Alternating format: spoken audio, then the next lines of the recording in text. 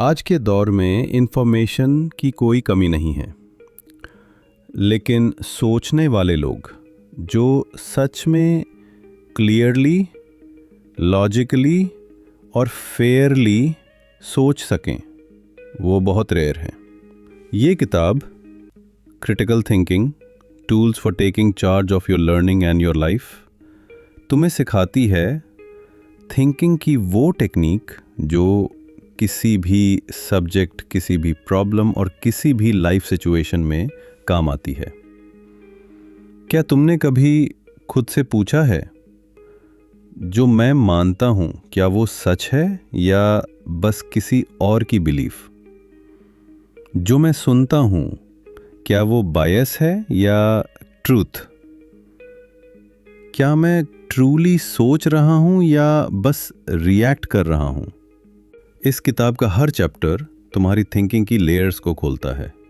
Clarity, logic, depth, fairness. ये सिर्फ fancy words नहीं हैं, ये सोच की बैकबोन है। ये किताब दूसरों से बहस करने की नहीं, खुद से सवाल करने की ताकत देती है। और जब सोच इवॉल्व होती है तब ही इंसान ग्रो करता है। तो अगर तुम रेडी हो खुद को क्वेश्चन करने के लिए, डीपर अंडरस्टैंडिंग पाने के लिए और सच तक पहुंचने के लिए, then this journey is for you. Let's begin critical thinking. ये चैप्टर हमें सिखाता है कि क्वेश्चंस भी अलग अलग तरह के होते हैं। कुछ सिर्फ सरफेस लेवल पर होते हैं, जैसे फैक्ट बेस्ड क्वेश्चंस, पर कुछ सवाल होते हैं जो असम्पशंस को हिला देते हैं, लॉजिक को एक्सपोज करते हैं या नए एंगल्स खोलते हैं। जैसे अगर कोई कहे हमेशा ऐसा ही होता है, तो पूछो क्या हमेशा का कोई एविडेंस है? क्या कभी एक्सेप्शंस नहीं हुए? या अगर कोई कहे मुझे लगता है ये गलत है, तो पूछो क्यों लगता है, किस रीजनिंग से? सान्या एक जर्नलिस्ट थी। उसके सवालों की वजह से ही लोगों की सच्चाई बाहर आई। लेकिन उसने कभी एग्रेसिव सवाल नहीं पूछे। उसने थॉटफुल सवाल पूछे जो सामने वाले को खुद पर सोचने पर मजबूर कर देते थे। वो जानती थी कि सवाल हमला नहीं होना चाहिए, दर्पण होना चाहिए। गुड थिंकर्स हर जगह सवाल तलाशते हैं। वो न्यूज़ पढ़ते हुए पूछते हैं, सोर्स क्या है, किस पर्सपेक्टिव से ये लिखा गया है। वो किसी ओपिनियन को सुनकर पूछते हैं, ये ओपिनियन किन फैक्ट्स पर बेस्ड है। ये चैप्टर हमें याद दिलाता है कि सवाल पूछना कमजोर नहीं बनाता, ये तुम्हें और मजबूत थिंकर बनाता है। सही सवाल पूछने की हिम्मत वही करता है जो सच्चाई से डरता नहीं। और जब सवाल सच्चे होते हैं, सोच साफ होती है। तब सोच केवल एक रिएक्शन नहीं, एक रेवलेशन बन जाती है। Chapter 2, the first 4 stages of development. At what level of thinking would you place yourself? हम सब सोचते हैं, लेकिन क्या हम सच में जान पाते हैं कि हम कैसे सोचते हैं? क्या हमारी सोच बिगिनर लेवल पर है या हम एक एडवांस्ड क्रिटिकल थिंकर की तरह सोचते हैं? यही सवाल उठाता है ये चैप्टर, जो हमें थिंकिंग के 4 डेवलपमेंट स्टेजेस से रूबरू कराता है। कहानी शुरू होती है एनकिट से, जो एक एम्बिशियस स्टूडेंट है। हर चीज का जवाब तुरंत देने की कोशिश करता है। उसे लगता है कि तेज बोलना, सब कुछ जानना और कॉन्फिडेंट दिखना ही स्मार्टनेस थी है। लेकिन एक दिन उसकी टीचर ने उसे कामली कहा, एनकिट, तुम्हारी थिंकिंग अभी सिर्फ अनरिफ्लेक्टिव लेवल पर है। वो चौंक गया, क्योंकि उसे लगता था वो बहुत आगे है। लेकिन उस दिन पहली बार उसने सुना, सोचने के भी लेवल्स होते हैं। Stage 1, unreflective thinker. इस लेवल पर इंसान सोचता तो है, लेकिन अपनी सोच को कभी ऑब्जर्व नहीं करता। गलतियां दोहराता है, बायसेस से भरा होता है और अपनी असम्पशंस को सच मान लेता है। जैसे एनकिट, जो हर डिस्कशन में ओपिनियन तो देता था, लेकिन कभी अपनी लॉजिक या एविडेंस को एग्जामिन नहीं करता था। Stage 2, challenge thinker.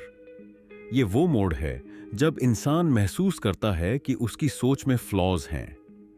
वो देखता है कि असम्पशंस गलत हो सकती हैं और इमोशंस अक्सर लॉजिक को ओवरराइड कर देते हैं। ये पेनफुल होता है, ईगो को हर्ट करता है, लेकिन इसी पेन से ग्रोथ शुरू होती है। जैसे एनकिट को जब एक बार उसके दोस्त ने कामली पूछा, तेरी बात में रीजनिंग क्या थी? और वो कुछ जवाब नहीं दे पाया। तब जाकर उसे चैलेंज महसूस हुआ। Stage 3, beginning thinker. अब इंसान कॉन्शियसली सोचने की कोशिश करता है, खुद से सवाल पूछता है, अपने थॉट प्रोसेस को एग्जामिन करता है। लेकिन अभी भी उसकी थिंकिंग इरेगुलर है, कभी गहरी होती है, कभी बायस्ड। वो प्रिंसिपल्स तो समझता है, लेकिन रोज की थिंकिंग में उन्हें कंसिस्टेंटली अप्लाई नहीं कर पाता। जैसे एनकेट ने क्रिटिकल थिंकिंग के बारे में पढ़ना शुरू किया, अपने नोट्स में डाउट्स लिखने शुरू किए, लेकिन जब डिस्कशन में आता तो फिर से पुरानी आदतें लौट आती। Stage 4, practising thinker. अब सोच स्ट्रक्चर में ढलने लगती है। इंसान एक्टिवली अपनी रीजनिंग को मॉनिटर करता है, स्टैंडर्ड्स जैसे क्लैरिटी, रेलेवेंस, फेयरनेस को अप्लाई करता है। वो अपनी ईगो से परे सोचता है। ये स्टेज बहुत डिमांडिंग होती है, क्योंकि इसमें सेल्फ डिसिप्लिन चाहिए। लेकिन यहीं से रियल ट्रांसफॉर्मेशन शुरू होती है। एनकेट ने अब हर डिस्कशन से पहले खुद से पूछना शुरू किया, क्या मेरी बात क्लियर है? क्या इसमें लॉजिक है?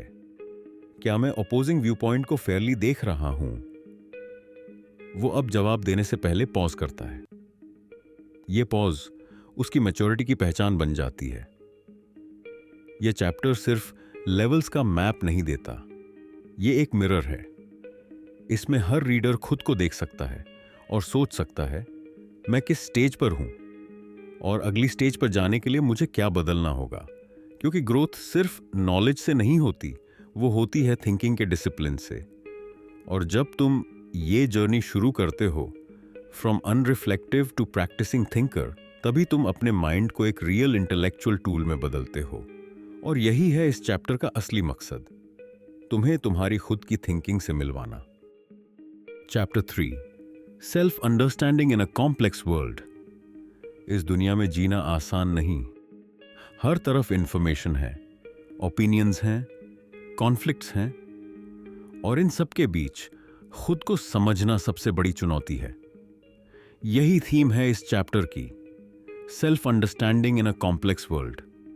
जब दुनिया कॉम्प्लेक्स हो, तब क्लैरिटी भीतर से लानी पड़ती है। काव्या एक शार्प और वेल स्पोकन लड़की थी, जो हर बात पर तर्क देती, स्ट्रॉन्ग ओपिनियंस रखती और कॉन्फिडेंट दिखती। लेकिन एक दिन जब उसके एक दोस्त ने कैजुअली कहा, तू हमेशा दूसरों को जज करती है, लेकिन कभी खुद को नहीं देखती, तो वह चुप रह गई। वो सोचने लगी, क्या मैं खुद को समझती भी हूं? हम में से ज्यादातर लोग अपने बिलीफ्स, इमोशंस और रिएक्शंस को इतना ऑटोमेटिक मान लेते हैं कि कभी रुककर सोचते ही नहीं। Why do I believe what I believe? या मेरी रिएक्शंस इतनी इंटेंस क्यों हैं? यह चैप्टर हमें सिखाता है कि सेल्फ अंडरस्टैंडिंग सिर्फ इंट्रोस्पेक्शन नहीं है, यह एक क्रिटिकल प्रोसेस है, जहां हम अपनी असम्पशंस, कंडीशनिंग और ब्लाइंड स्पॉट्स को चैलेंज करते हैं। हम अपने अंदर के उस आवाज को सुनते हैं जो अक्सर दुनिया की आवाजों में दब जाती है। काव्या ने उस दिन से एक हैबिट शुरू की। हर नाइट सोने से पहले वो खुद से 3 सवाल पूछती, आज मैंने किस बात पर ओवर रिएक्ट किया? क्या मैं किसी कॉन्वर्सेशन में इनसिक्योर फील कर रही थी? क्या मेरी कोई सोच बोरोड थी? धीरे धीरे उसने खुद को डिकोड करना शुरू किया। उसे पता चला कि उसका ओवर कॉन्फिडेंस एक प्रोटेक्शन था, बचपन की रिजेक्शन से बचने की कोशिश। उसके कई स्ट्रॉन्ग ओपिनियंस इनहेरिटेड थे उसके अपब्रिंगिंग से।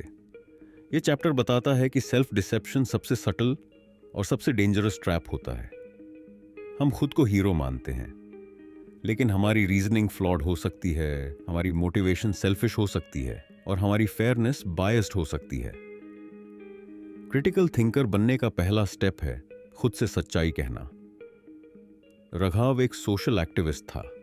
वो इनजस्टिस के खिलाफ लड़ता था, पावरफुल स्पीचेस देता था, लेकिन जब उसे अपनी छोटी बहन की डिसीजंस पर डाउट हुआ तो उसने कहा, she is too emotional, she doesn't know what's right. उसी वक्त उसे लगा, क्या मैं दूसरों के लिए इक्वालिटी की बात करता हूं लेकिन घर में कंट्रोल चाहता हूं? सेल्फ अवेयरनेस का मतलब है अपने एक्शंस और वैल्यूज के बीच का फर्क देखना। और जब यह फर्क दिखता है तो असली ग्रोथ शुरू होती है।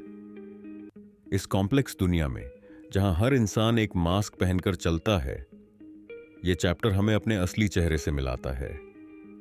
यह कहता है कि अगर तुम्हें दूसरों की सोच को समझना है तो पहले खुद की सोच को डिसेक्ट करो। अगर तुम्हें दुनिया को बदलना है तो पहले खुद को क्लियर देखो। क्योंकि सेल्फ अंडरस्टैंडिंग कोई लग्जरी नहीं है, यह एक सर्वाइवल टूल है, एक इंटेलेक्चुअल वेपन है। और जब तुम खुद को ठीक से जान जाते हो तभी तुम बाकी दुनिया को ऑनेस्टली देख सकते हो। यही इस चैप्टर की स्पिरिट है। दुनिया जितनी कॉम्प्लेक्स हो जाए, क्लैरिटी तुम्हारे अंदर से ही शुरू होगी। Chapter 4, the parts of thinking. सोचना एक कला है, लेकिन इस कला के भी कुछ पार्ट्स होते हैं, कुछ इनविजिबल टूल्स जो हमारी हर थॉट को शेप देते हैं। और जब हम इन टूल्स को पहचानने लगते हैं तभी हमारी सोच ऑर्डिनरी से एक्स्ट्रॉर्डिनरी बनती है। ये चैप्टर हमें सिखाता है कि थिंकिंग कोई रैंडम प्रोसेस नहीं है, ये एक डिजाइन है, एक स्ट्रक्चर है जिसमें हर पार्ट की अपनी रोल है। और अगर हम इन पार्ट्स को नहीं समझते तो हमारी थिंकिंग अधूरी रह जाती है, बिल्कुल वैसे ही जैसे कोई म्यूजिशियन नोट्स जाने बिना गाना गाए। अमान एक यंग एंटरप्रेन्योर था। उसके पास आइडियाज की भरमार थी, पर बार बार वो गलत डिसीजंस लेता। एक दिन इन्वेस्टर ने उससे सीधा सवाल किया, what was your purpose behind this choice? आमन चुप हो गया। उसे पहली बार समझ आया कि वो डिसीजंस ले तो रहा था पर सोच नहीं रहा था। तब शुरू हुई उसकी जर्नी, अपनी थिंकिंग को डिसेक्ट करने की। हर सोच के कुछ की हिस्से होते हैं, purpose questions, assumptions, information concepts, inferences, implications, point of view. चलो इसे एक कहानी से समझते हैं। रिया एक जर्नलिस्ट थी। उसे एक सेंसिटिव टॉपिक पर रिपोर्ट लिखनी थी। अगर वह सिर्फ इंफॉर्मेशन कलेक्ट कर लेती तो रिपोर्ट पूरी हो जाती, लेकिन उसने खुद से सवाल किया, मेरा पर्पस क्या है? मैं क्या इम्पैक्ट डालना चाहती हूं? उसने देखा कि उसके पास जो डेटा था वो इनकम्प्लीट था। उसने अपनी असम्पशंस को टटोला, कहीं वो पर्सनल बिलीफ से ड्रिवन तो नहीं लिख रही। उसने देखा कि उसके व्यू पॉइंट के अलावा और भी पर्सपेक्टिव्स एग्जिस्ट करते हैं, और तब जाकर एक बैलेंस्ड, पावरफुल स्टोरी बन पाई। यही इस चैप्टर का जादू है। ये तुम्हें सिखाता है सोचना कैसे है, ना कि बस क्या सोचना है। हर स्ट्रांग सोच की शुरुआत होती है एक क्लियर पर्पस से। तुम सोच क्यों रहे हो? फिर आते हैं सवाल, तुम किस सवाल का जवाब ढूंढ रहे हो? फिर होता है अजम्पशन का पर्दाफाश, क्या तुम कुछ मानकर चल रहे हो बिना जांचे? फिर देखो तुम्हारी इंफॉर्मेशन कितनी सॉलिड है, क्या तुम्हारे फैक्ट्स सच में क्रेडिबल हैं? तुम्हारे कॉन्सेप्ट्स क्या हैं? तुम ट्रूथ को कैसे डिफाइन करते हो, फेयरनेस को, फ्रीडम को? तुम कौन से कंक्लूजन्स तक पहुंच रहे हो, और वो कंक्लूजन्स लॉजिकल हैं या इमोशनल लीप्स? फिर आते हैं इम्प्लीकेशंस। अगर तुम्हारी बात सच है तो उसका असर क्या पड़ेगा? और सबसे जरूरी, तुम्हारा पॉइंट ऑफ व्यू क्या है? क्या तुम बायस्ड हो या जेन्युइनली ओपन माइंडेड? जब इन सब पार्ट्स को नोइंगली यूज किया जाए तब सोच सिर्फ सोच नहीं रहती, वो एक वेपन बन जाती है। कबीर, जो पहले किसी डिबेट में क्लैरिटी से बात नहीं कर पाता था, अब हर टॉपिक को पार्ट्स में तोड़ता। वो कहता, चलो पहले पर्पस समझते हैं, फिर असम्पशन चेक करते हैं। और लोग हैरान हो जाते कि ये लड़का इतना क्लियर कैसे सोचता है। असल में वो अपनी थिंकिंग की एनाटॉमी समझ गया था। इस चैप्टर का सबसे बड़ा लेसन यही है कि सोच सिर्फ आइडिया थ्रोइंग नहीं है, ये एक क्राफ्टेड प्रोसेस है। और हर थॉटफुल इंसान के पास वो टूल किट होना जरूरी है जो उसे हर सिचुएशन में क्लैरिटी, फेयरनेस और पावर के साथ सोचने की कैपेसिटी दे सके। तो अगली बार जब तुम किसी टॉपिक पर सोचो, रुककर खुद से पूछना, क्या मेरी थिंकिंग के सारे पार्ट्स जाग रहे हैं या मैं सिर्फ ऑटो पायलट पर हूं? क्योंकि ग्रेट थिंकर्स आइडियाज नहीं बनाते, वो थिंकिंग की मशीन चलाते हैं और हर पार्ट को फाइनली ट्यून करते हैं। Chapter 5 standards for thinking. सोचना सबको आता है, लेकिन अच्छा सोचना, फेयर सोचना और डीप सोचना ये हर किसी के बस की बात नहीं होती। क्योंकि इस तथ्य ज्यादातर लोग सोचते तो हैं, मगर बिना किसी स्टैंडर्ड के, बिना यह जाने कि उनकी सोच क्लियर है या कंफ्यूज्ड, लॉजिकल है या बेसलेस, फेयर है या बायस्ड। इस चैप्टर में हम सीखते हैं कि जैसे साइंस में मेजरमेंट्स के स्टैंडर्ड्स होते हैं, वैसे ही थिंकिंग के भी स्टैंडर्ड्स होते हैं। और जब हम इन इंटेलेक्चुअल स्टैंडर्ड्स को अपनी सोच में अप्लाई करना शुरू करते हैं, तभी हम ऑर्डिनरी से एक्स्ट्राऑर्डिनरी थिंकर्स बनते हैं। रघाव एक फिलॉसफी स्टूडेंट था। वह हर आर्ग्यूमेंट में घुस जाता था, तीखे सवाल करता था, दूसरों की बात काटता था। उसे लगता था कि वो शार्प थिंकर है। लेकिन एक दिन उसके प्रोफेसर ने उसकी सारी बातों को सुनने के बाद कहा, राघव, तुम सोच तो रहे हो, पर क्लैरिटी कहां है? तुम्हारे तर्क में लॉजिक है कहां? और फेयरनेस, वो तो पूरी तरह मिसिंग है। उस दिन राघव चुप हो गया। वो सोचने लगा, क्या मेरी तेज सोच वाकई डीप सोच है या बस सुपरफिशियल ब्रिलियंस है? यही से शुरू होती है असली समझ। अच्छी सोच रैंडम नहीं होती, वो कुछ यूनिवर्सल स्टैंडर्ड्स को फॉलो करती है। जैसे क्लैरिटी, स्पष्टता। क्या जो मैं कह रहा हूं वो साफ है? क्या सामने वाला मुझे ठीक से समझ पा रहा है? एक्यूरेसी, सटीकता। क्या मेरी इंफॉर्मेशन सच में सही है या असम्पशंस पर बेस्ड है? प्रिसीजन, सूक्ष्मता। क्या मैंने अपनी बात को इनफ डिटेल्स के साथ एक्सप्लेन किया है? रेलेवेंस, प्रासंगिकता। क्या जो मैं कह रहा हूं वो मुद्दे से जुड़ा है या भटकाव पैदा कर रहा है? डेप्थ, गहराई। क्या मेरी सोच सरफेस लेवल है या उसने कॉम्प्लेक्स रियलिटीज को भी छुआ है? ब्रेथ, विस्तार। क्या मैंने दूसरे व्यू पॉइंट्स को कंसिडर किया है या सिर्फ अपनी साइड देखी? लॉजिक, तार्किकता। क्या मेरी बातों में कंसिस्टेंसी है या मैं कॉन्ट्रडिक्टरी चीजें कह रहा हूं? फेयरनेस, निष्पक्षता। क्या मैं किसी बायस से सोच रहा हूं? क्या मैं अपने फायदे के लिए फैक्ट्स को ट्विस्ट कर रहा हूं? अनन्या, जो एक टीचर थी, ने जब यह स्टैंडर्ड सीखना शुरू किया तो उसकी पूरी टीचिंग बदल गई। अब वो स्टूडेंट्स को सिर्फ आंसर्स नहीं देती थी, वो उन्हें स्टैंडर्ड्स के जरिए सोचने की ट्रेनिंग देती थी। यह आंसर सही है, लेकिन क्या यह क्लियर भी है? तुमने डेप्थ में सोचा या सिर्फ सरफेस देखा? धीरे धीरे उसके स्टूडेंट्स फैक्ट्स नहीं, अंडरस्टैंडिंग डेवलप करने लगे। यह चैप्टर बताता है कि ये स्टैंडर्ड सिर्फ डिबेट या एकेडमिक्स के लिए नहीं है, ये तो लाइफ के हर डिसीजन में काम आते हैं। जब तुम किसी दोस्त की बात सुनते हो तो क्या तुम फेयरनेस से सुन रहे हो? जब तुम कोई खबर पढ़ते हो तो क्या तुम उसकी एक्यूरेसी और लॉजिक को जांचते हो? जब तुम खुद के डिसीजंस लेते हो तो क्या तुम क्लैरिटी और डेप्थ से सोचते हो? विक्रम, जो एक बिजनेसमैन था, अपने हर प्रोडक्ट को लॉन्च करते वक्त खुद से एक चेकलिस्ट पूछता था। Is this idea clear? Is the reasoning behind it logical? Have I considered enough perspectives?